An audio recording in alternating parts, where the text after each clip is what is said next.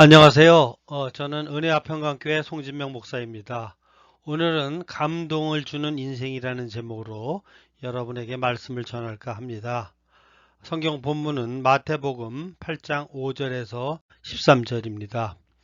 예수님이 어느 날 갈릴리 가버나움이란 동네를 들어가시다가 추입에서 로마군의 한 장교를 만납니다.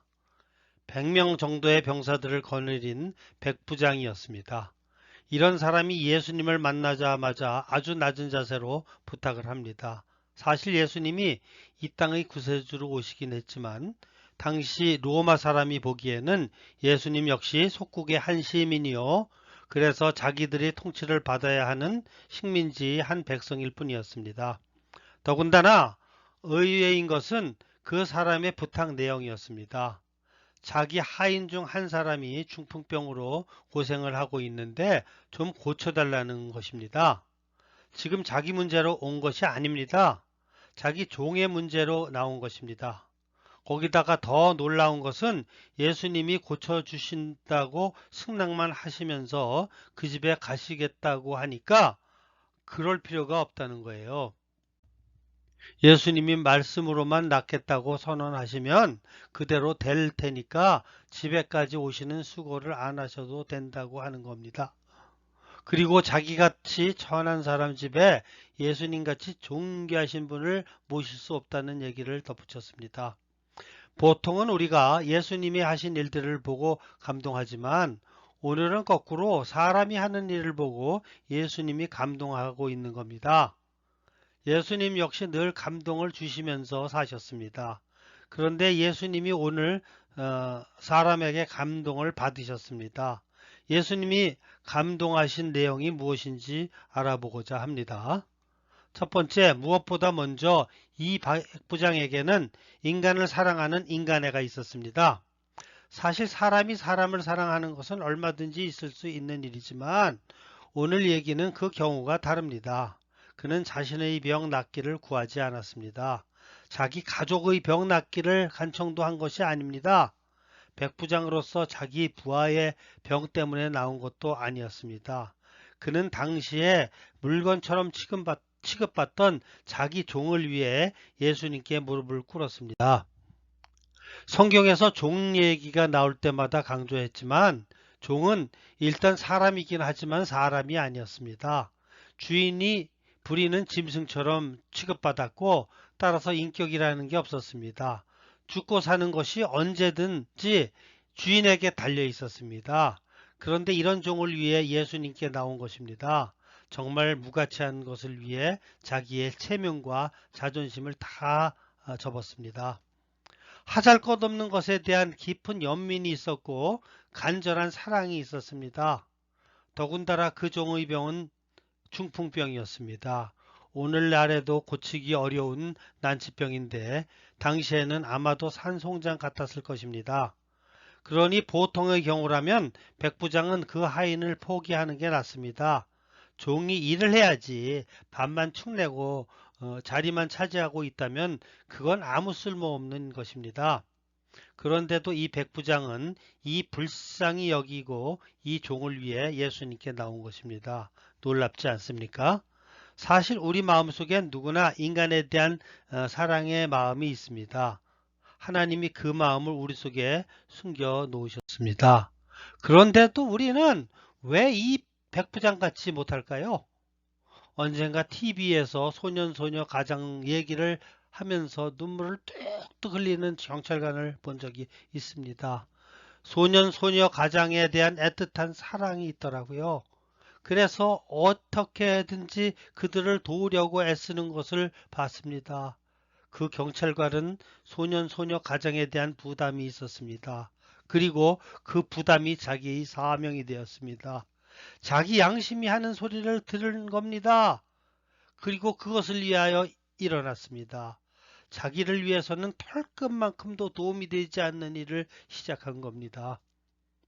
테레사 수녀는 가난한 사람들에 대한 부담감이 있었습니다. 앙리 디냥은 전쟁터에 버려진 환자들에 대한 부담감이 있었습니다. 소파 방정환 선생님은 어린이들에 대한 부담감이 있었고 월남 이상재 선생은 청년들에 대한 부담이 있었습니다. 우리 역시 사랑의 부담이 있습니다. 그런데 그들과 우리가 다른 점은 그들은 그 부담감을 자기 사명으로 알고 일을 시작했지만 우리는 그 부담감에 대하여 눈을 찔끔 감고 모른 채 하고 있는 것입니다. 마음속에 싹트고 있는 사랑을 애써 외면하고 눌러서 아예 없애버리는 겁니다. 그리고 인생을 자기중심적으로 살아가는 겁니다. 예수님은 이 모든 사실을 알고 있습니다. 그런데 이 백부장을 만난 것입니다. 감동을 받으실 수밖에 없었던 것입니다. 두 번째로 예수님이 이 백부장에게 감동받았던 것은 그의 태도입니다. 그의 태도에는 겸손이 배어 있었습니다. 사람들이 제일 좋아하는 사람은 역시 겸손한 사람입니다. 힘이 있지만 그 힘을 숨기는 것이 겸손입니다. 힘이 있지만 자기를 위해 쓰지 않고 자기보다 약한 사람을 위해 쓰는 사람이 겸손한 사람입니다. 이 백부장은 힘이 있었습니다. 그러나 가장 낮은 자세로 도움을 청했습니다. 겸손이라는 얘기가 나올 때마다 목사님들이 하시는 예화가 있습니다. 한 군목 출신의 목사님이 하신 재미있는 이야기입니다. 군대에서 종교병가에 있는 장교들에겐 절대로 계급으로 부르지 못하게 되어 있습니다. 목사님이나 신부님이나 법사님을 김대위, 이소령, 박대위 이런 식으로 부르지 못하게 되어 있습니다. 그 직위를 부르게 되어 있습니다. 또 군대 교회 안에서는 아무리 계급이 높아도 교회 신분을 부르게 되어 있습니다.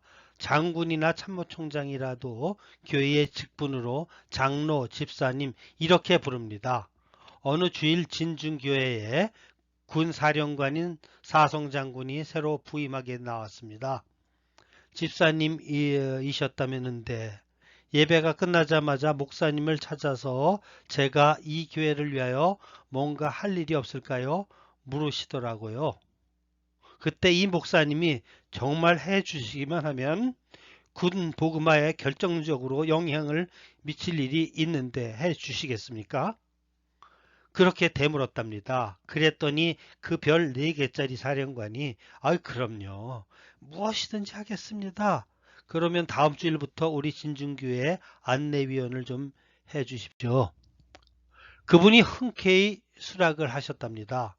그 다음 주일부터 정말 이 사령관님이 안내위원을 하는데 1시간 전에 나와서 정복을 딱 입고 주보를 들고 들어오는 사병들이나 장교들에게 주보를 나누어 주는 겁니다.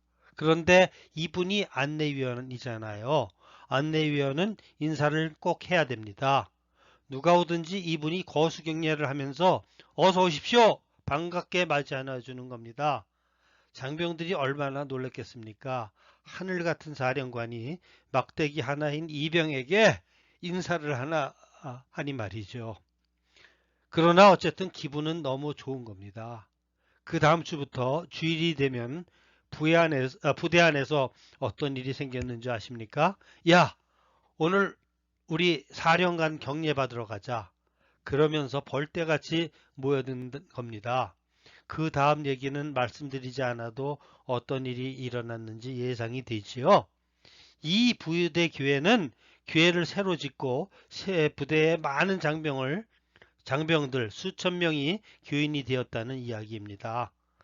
한 사람의 겸손이 수많은 영혼을 구원할 수 있습니다. 이 백부장의 겸손한 태도는 예수님의 마음에 깊은 감동을 주었습니다. 예수님이 뒤에 하신 말씀을 보면 그것을 분명한 사실입니다. 누구에게나 가장 먼저 갖춰야 할 인품은 예나 지금이나 겸손입니다. 백부장의 그 겸손은 예수님께 감동으로 다가왔던 것입니다. 세 번째로 예수님이 감동받으신 것은 그의 믿음입니다. 그의 믿음을 자세히 살펴보면 보통 수준의 믿음이 아닙니다. 무엇보다 그는 행위에 의지한 믿음이 아니라 말씀에 의지한 믿음이었습니다. 보통 무엇을 간청하는 사람을 보면 예수님이 뭔가 행동으로 보여주시길 원합니다. 그래야만 안심하고 믿으려고 하는 것을 봅니다. 보여줘야 믿고 함께 있어줘야 믿고 같이 가야 믿으려고 합니다.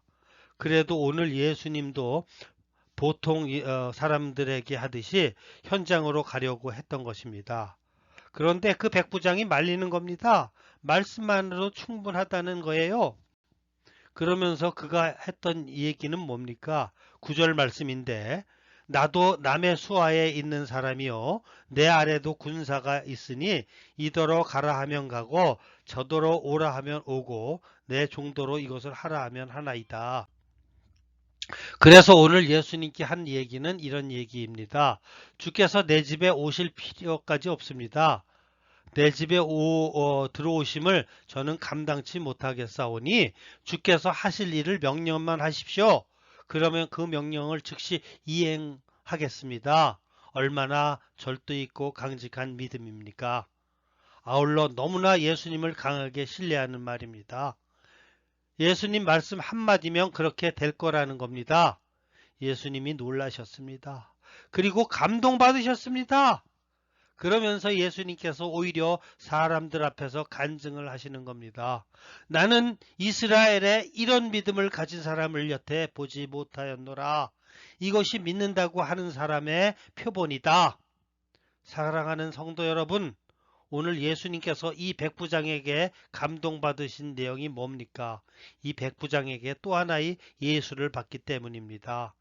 자신의 삶을 위해서가 아니라 다른 사람을 위해서 사는 모습을 보신 것입니다. 믿음이 있다 하면서 삶이 변화되지 않는 것은 믿음이 아닙니다.